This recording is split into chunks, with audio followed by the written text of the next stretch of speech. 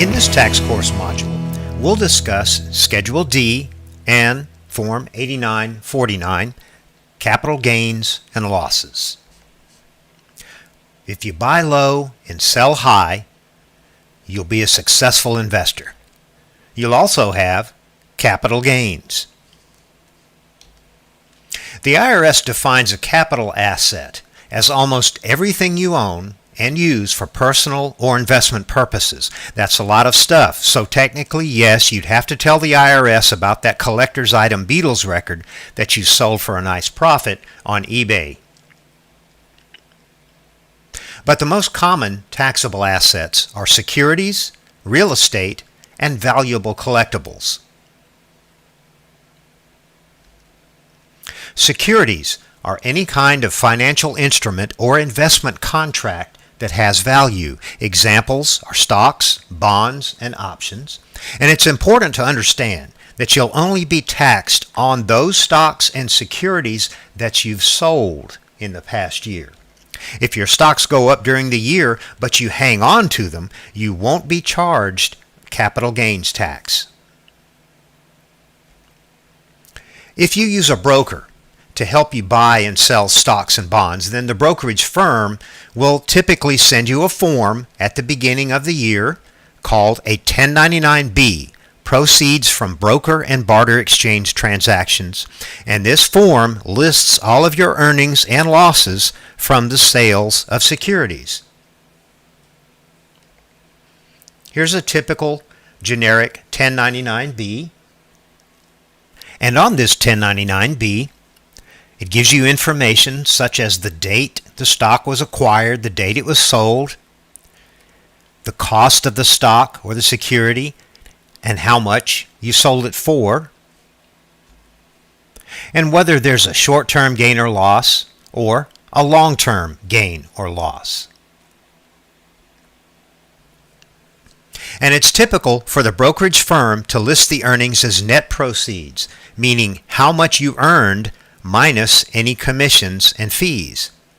If they list gross proceeds, then you'll have to deduct the commissions and fees yourself. If you sell real estate or property either for personal or business purposes and you make a profit from that sale, then that also qualifies as a capital gain. Different tax rates apply to sales of personal and business property, and thanks to the Taxpayer Relief Act of 1997, there are significant tax breaks when you sell your primary residence, your personal home.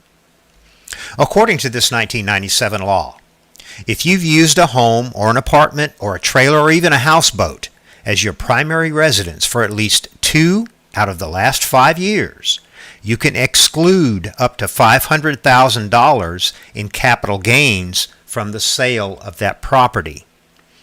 The $500,000 exclusion is only for married couples who file jointly. Individual filers get to exclude $250,000.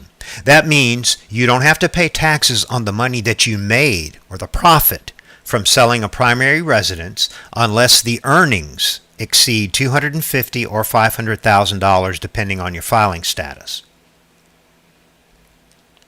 To qualify for this exclusion, during the 5-year period ending on the date of the sale, the taxpayer must have owned the home for at least 2 years. This is called the ownership test, and lived in the home as his or her main home for at least 2 years. This is the use test.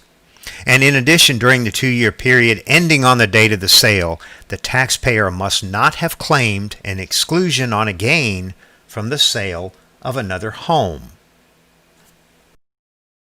Figuring the gain or loss on the sale of a home is based on the selling price, the amount realized, which is the selling price minus any selling expenses, the basis of the home, and the adjusted basis, the cost of the home plus any capital improvements that were made.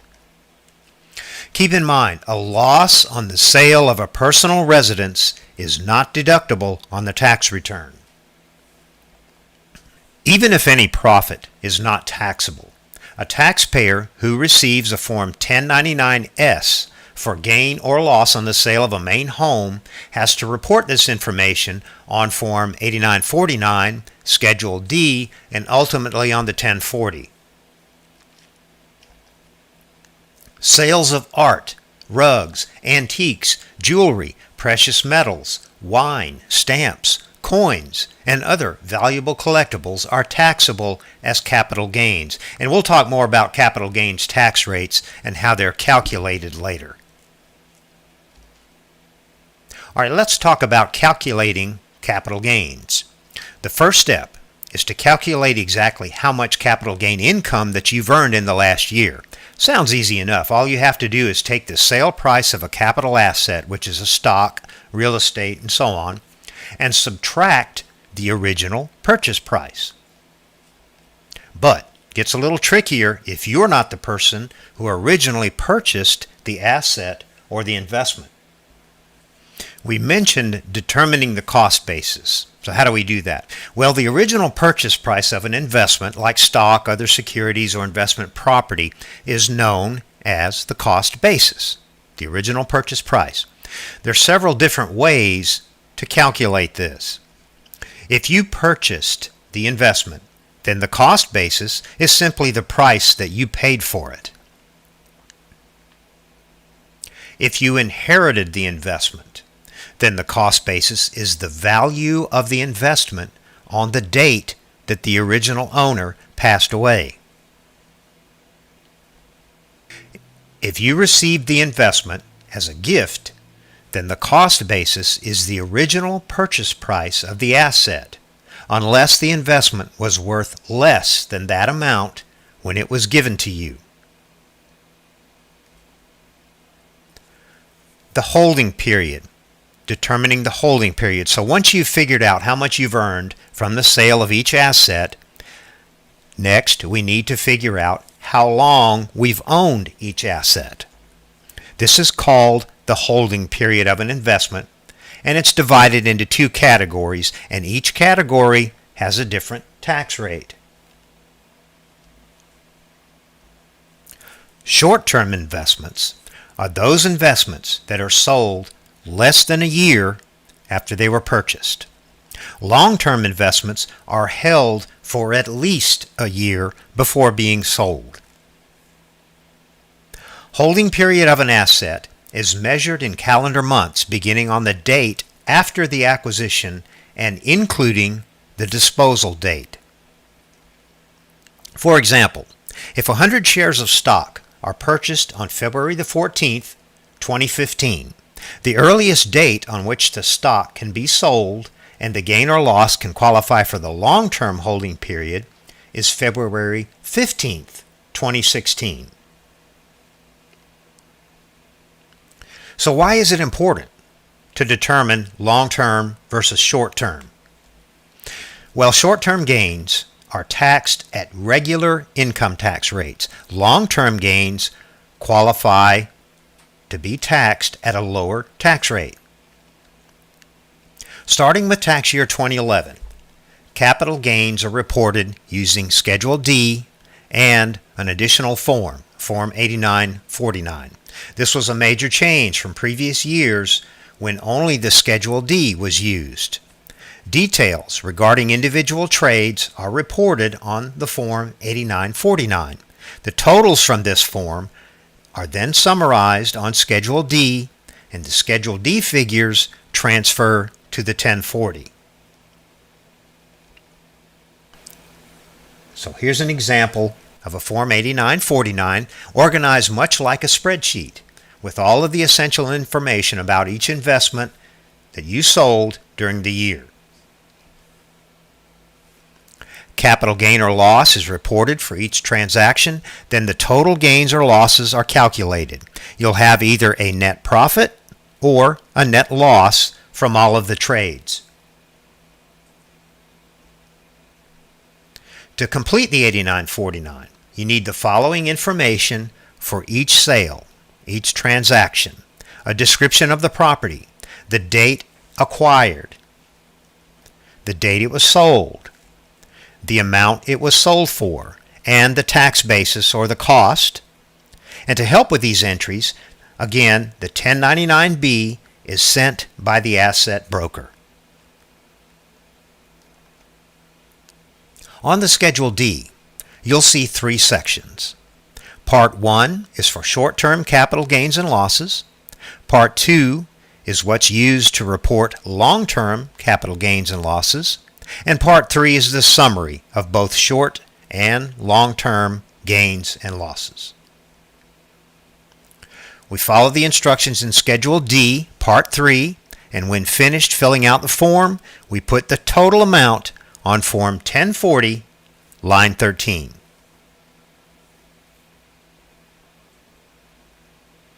So, Form 8949 flows to the Schedule D. The Schedule D flows to the 1040. Now, when long-term capital gains are included in total income, then federal taxes are calculated using the Qualified Dividends and Capital Gains Tax Worksheet, not from the tax tables. The capital gains tax rate can actually be 0 if the taxpayer is in the 10 or 15% income tax bracket. So if we look at Richard Investor's tax return and how to calculate his income tax on his capital gains and the rest of his earnings,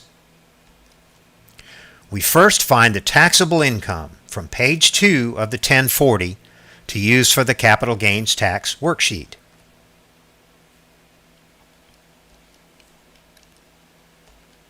So, looking closer, capital gains income can have a big effect on the tax return. So we found from his 1040 that his taxable income is $46,050. Tax from the tax tables is $7,290.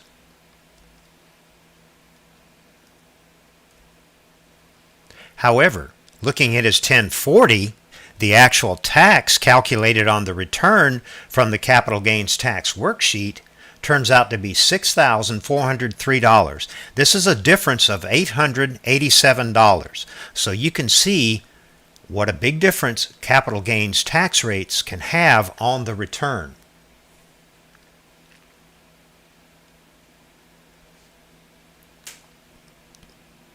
So here's an example of the capital gains tax worksheet, the qualified dividends and capital gain tax worksheet. We skip down and we see where all of the action takes place down there on lines 26 and 27. We saw that the tax from the tax tables was $72.90, but the tax on the income, $64.03.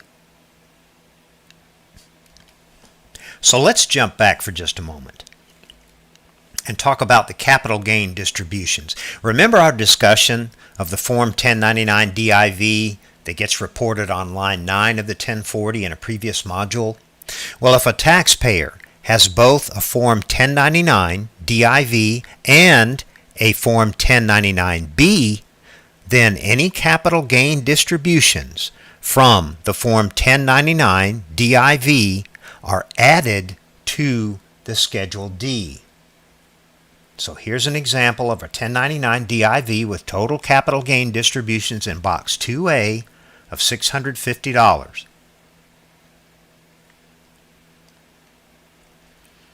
So exactly what are capital gain distributions? Well, capital gain distributions are capital gains. It's an increase in the value of an asset that's passed on to an investment company shareholder. How do they work? Well, for example, let's assume that the Acme Company's mutual fund invested well during the year and they realized $1 million in net capital gains. The fund has 10 million shares outstanding and you own 1,000 of them. Because you own 0.01% of the fund's shares, that means you're entitled to 0.01% of the net capital gains, or, in this case, $100. So on the Schedule D, the capital gain distributions are added to line 13 in Part 2 of the Schedule D, and they also get taxed at the long-term capital gains tax rate.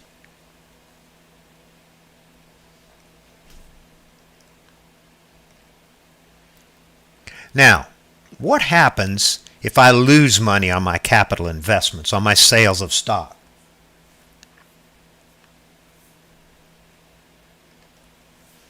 For example, let's say David Macaroon sold 3,000 shares of SRO stock for $2,000 on March the 1st, 2016. He purchased those shares on January the 10th, 2009 for $10,000. So he's got a loss of $8,000 to report. How does he report this capital loss on his 2016 tax return? Well, page 2 of the Form 8949 lists the long-term loss of $8,000 on the sale of the stock. The loss then transfers to Part 2 of the Schedule D.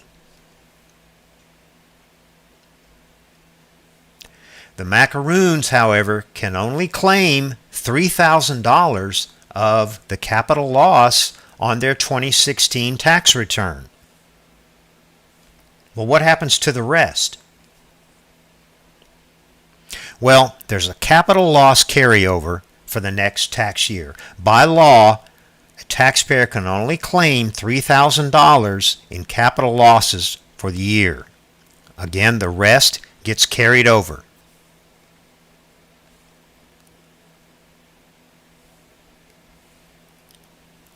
So, the capital loss carryover rules very quickly. First, any capital loss that's not used in the current year can be carried over indefinitely in order to offset future capital gains. For example, if you have $10,000 of capital loss after using $3,000 to offset ordinary income, $7,000 will carry over to the next tax year. In that next year, if you have $5,000 of capital gain, then you can use $5,000 of your loss carryover to offset this gain and use the remaining $2,000 to offset your ordinary income. Second, $3,000 of a capital loss can be used to offset ordinary income. For example, if you have a $10,000 capital loss and no gains, then you get to use $3,000 of the capital loss to deduct against your ordinary income.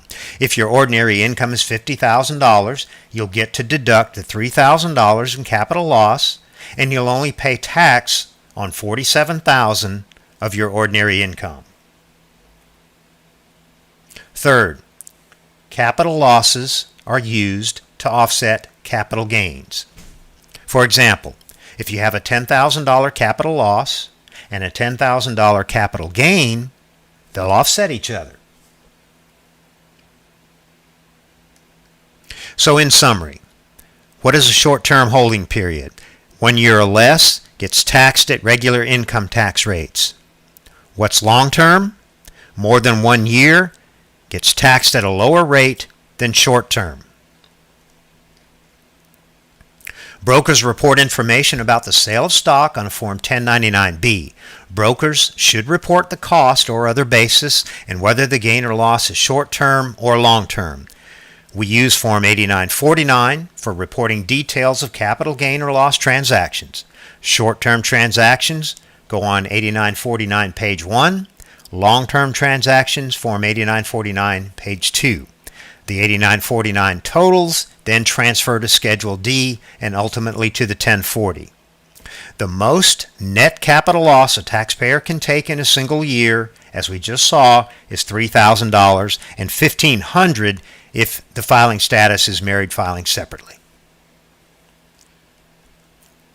Now let's go over some review questions.